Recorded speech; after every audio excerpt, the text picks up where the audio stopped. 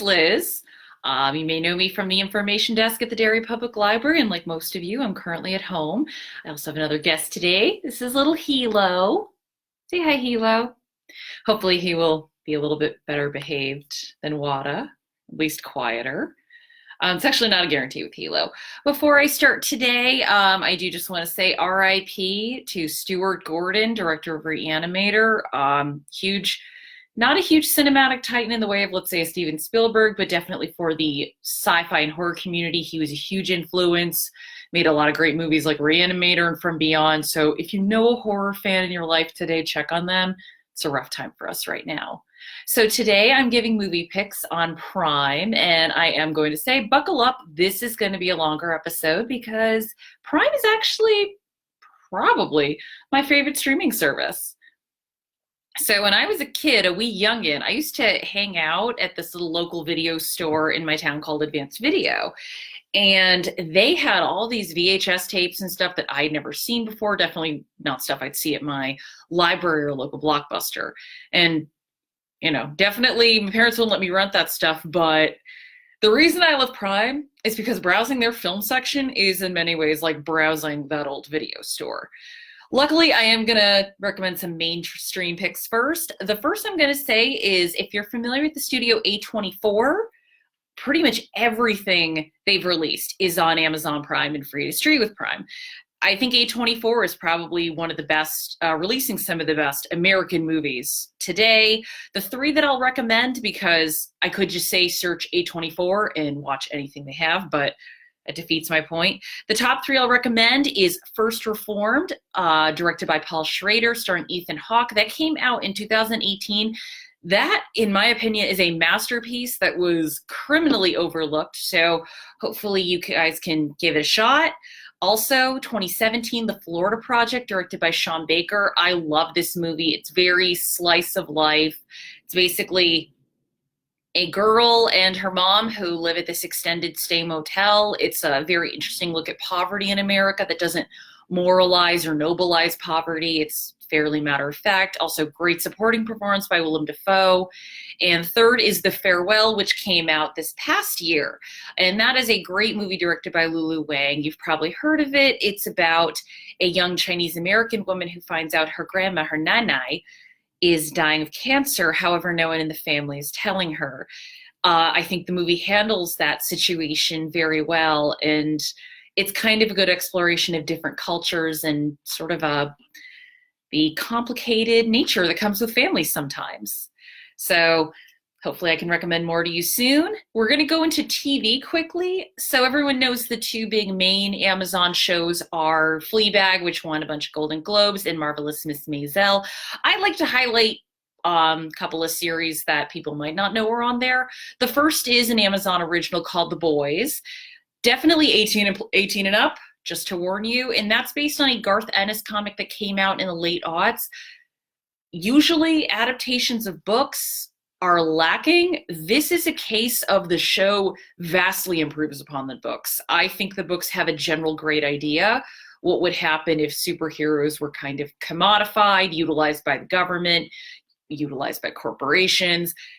And I thought the comic just got really bogged down in nihilism and edgelordiness. So I think the show takes the general idea and takes it in a really good direction. It is a political show, not in that it's partisan, but it understands sort of what would politically and culturally happen if superheroes were part of our society.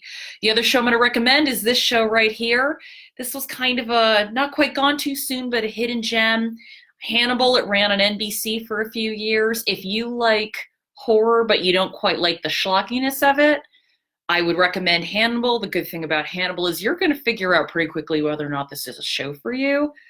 But I love this show so much. I want to let you know it's streaming on Prime. It's 3 seasons. The one sort of criticism I have of it is season 3 is a little rushed, and that's because NBC pretty much told Brian Fuller, we are giving you 13 episodes to wrap this up. But it is still a fun, wild, beautiful ride. A couple of other things you might not know, there are HBO series streaming on Prime.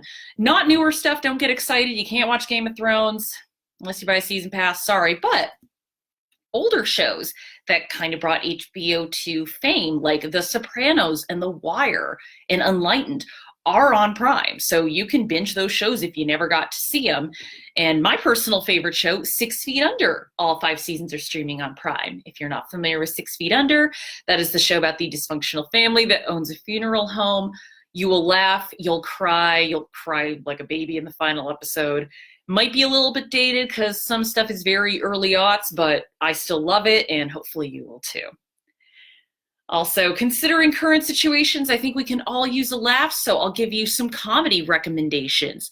First up is Clue, just a masterclass comedy. If you want a comedy where every single performer is firing on all cylinders, Clue is it. It's still funny. It's endlessly quotable. If you've never seen it, watch it now. The next is another one that just holds up really well, The Birdcage. I mean, Robin Williams and Nathan Lane, worth the price of admission alone. It's also got a lot of heart to it. Moonstruck with Cher, just timeless romantic dramedy. Also, First Wives Club, that's become sort of a new classic. And again, you have three great performers, Diane Keaton, Goldie Hawn, and Bette Flippin Midler. I mean, just to watch the three of them play off each other, worth the price of admission alone. There's also some offbeat comedies like Heathers. Some of the elements may be a little too real now, but just keep in mind this was made in the 80s, and I still think it holds up really well. And another one that I love is Ghost World, starring Thora Birch and Scarlett Johansson. Pretty offbeat, but I really like it, and I like that people are kind of starting to discover it. And a new one, Fighting with My Family, that one came out last year. It's a sort of family drama comedy about wrestling, a British wrestling family. I rented it from the library, not quite knowing what to expect, and I was utterly charmed by it. So I'd say check these out. And now we are going to get to why I really, truly love Prime, which is their sort of weird cult horror selection. So first, starting off, Midsommar is on Prime. If you've ever stopped by the desk since July, you've probably heard me talking about it and how much I love it. We're all stuck in the house right now, so you do have time for a 2-hour and 20-minute horror movie. There are classics, don't worry, like Carrie, a great, great movie directed by Brian De Palma. Rosemary's Baby, a movie that I love, unfortunately directed by a creep, and the 1978 version of Invasion of the Body Snatchers. I really love that movie. Special note, that's only on Prime until the end of this month, so if you want to watch it now. But this is the thing I really love about Prime. There's also a lot of just weird stuff. Again, stuff that I didn't see before or almost since advanced video where I used to live. So really weird schlocky movies like Chopping Mall, which that's 70 minutes. If you need something that's just in and out, Chopping Mall's for you. Society, which this is going to come with a caveat. It's a very timely movie right now because it is about sort of the rich and the poor, but that has probably the grossest and weirdest, or one of the grossest and weirdest finales in any movie ever. So you might want to Wikipedia the plot and see if you want to watch that. Also, two great movies by Larry Cohen. The first is The Stuff, which is a satirical movie sort of about kind of lampooning the diet industry in the 80s. Gets into body horror a little bit, but it's really fun. And the other is this film called Q the Winged Serpent, which is essentially a police procedural which structured around a flying Aztec god beast that is attacking people in Manhattan. And the best part about that movie is the lead actor, Michael Moriarty, is playing this as if it's an Oscar-nominated feature. It's very hokey, but it is a lot of fun, and I'd almost say fun for the whole family, maybe fun for the whole teens and up family. Also, don't worry, there are some normal movies if you like horror and want to watch something that normal people will see.